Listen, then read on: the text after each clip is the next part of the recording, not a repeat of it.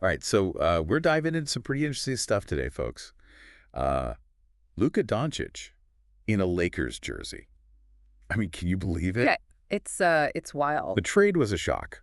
I think that's safe to say. And now everyone's kind of losing it about his debut against the Jazz. So we're going to take a look at the game, the reactions, all that, and what it all means going forward for the Lakers. Yeah, this is big.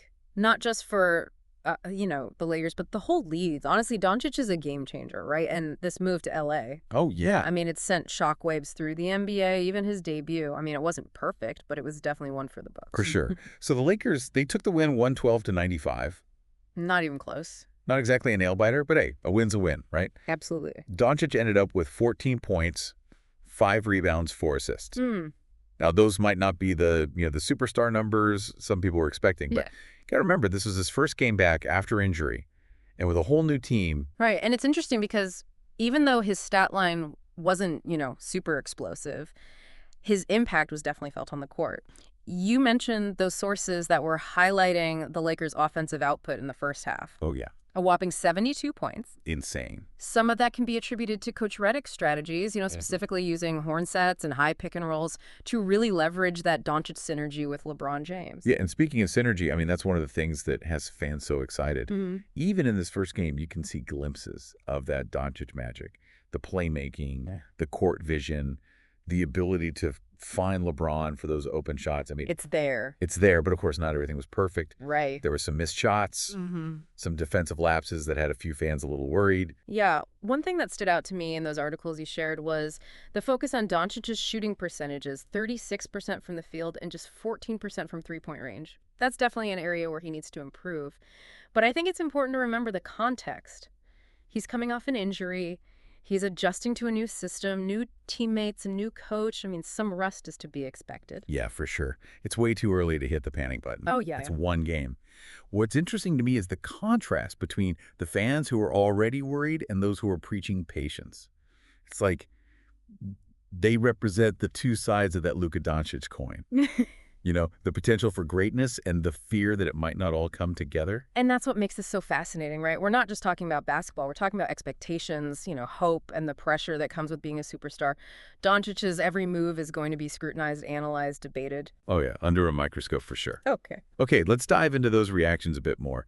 We've got Lakers fans, Mavs fans, media analysts all weighing in. Some are ecstatic, some are heartbroken, some are just plain confused. It's a whole spectrum of emotions. Where do we even begin? Well, I think it's important to start with the Lakers faithful, Yeah. They've been waiting for a player like Doncic, someone who can take some of the pressure off of LeBron and potentially lead the franchise into a new era. Yeah, and you can definitely sense that excitement from the sources you provided.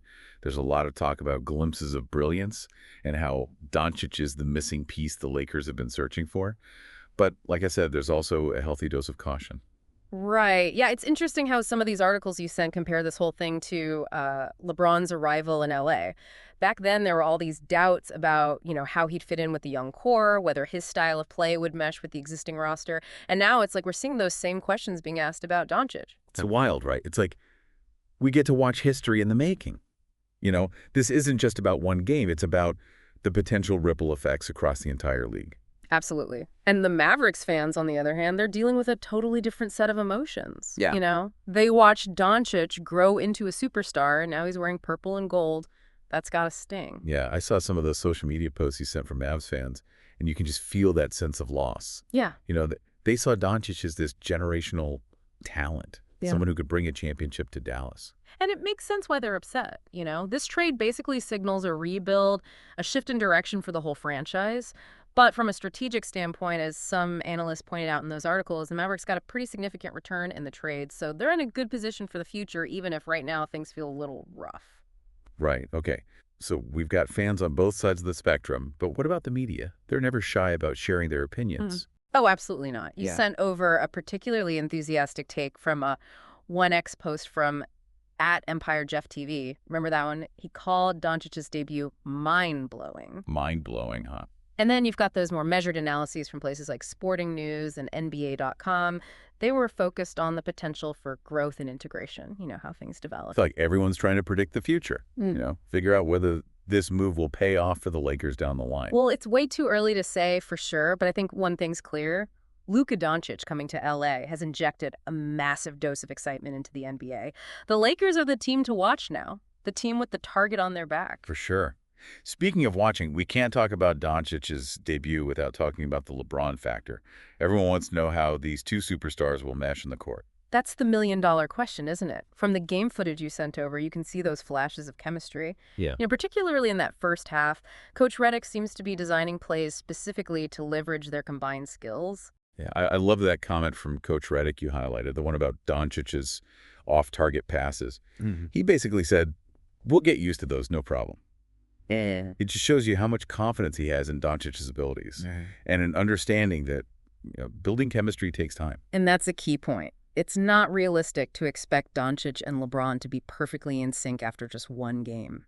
This is a process, a journey that we all get to follow along with. And what a journey it promises to be. We've got the individual brilliance of Doncic, the veteran leadership of LeBron, a whole new coaching staff with fresh ideas, and a whole lot of expectations. Where do you think this all leads? It's tough to say right now, but I think based on all the stuff you've gathered, there are a few key things to watch for that will determine how well the Lakers do it now. Okay, let's hear it. All right, Yeah. so first off, Doncic's development, that's going to be huge. Can he step up his defense? Can he stay healthy? I mean, those questions were there even before the trade, but now they're even more important. For sure. And then there's the whole chemistry thing, not just with Doncic and LeBron, but the whole team, Exactly. It's more than just, finding the right plays. It's about trust communication, that shared understanding of how to win as a unit. One of the articles you sent mentioned Coach Redick's focus on player empowerment. Yeah. He seems to be building a system where players feel good about taking risks, making decisions on the fly. That's interesting. It kind of suggests that Redick isn't trying to squeeze Doncic into some pre-existing mold. He's willing to adapt his coaching to really bring out Doncic's strengths. Which could be huge for Doncic in the long run, If he feels like he can be himself, experiment, make mistakes, and learn from them. I mean, that could unlock his full potential. Absolutely. And that's why this debut, even with, some rough edges, is so encouraging. We saw those flashes of brilliance, those moments where Doncic's talent just shines. And yeah, we also saw areas where he can grow. So what does this all mean for you, the listener? Well, it means you're watching a major moment in NBA history unfold. You get to see Doncic's story play out. Watch the Lakers figure out this new era and how the whole league reacts to this seismic shift. It's a story without a clear ending, and that's what makes it so exciting. Doncic's journey in LA, it's just beginning, and we're all along for the ride. And we want you to be part of the conversation. Head over to social media and let us know what you think using the hashtag #TheDeepDiveLuka. Do you think this trade is going to work out for the Lakers? What are you most excited to see from Doncic this season? Let's hear it. This has been a fascinating deep dive, and I'm sure we've only just scratched the surface. Thanks for joining us. Until next time, keep exploring, keep questioning, and keep diving deep.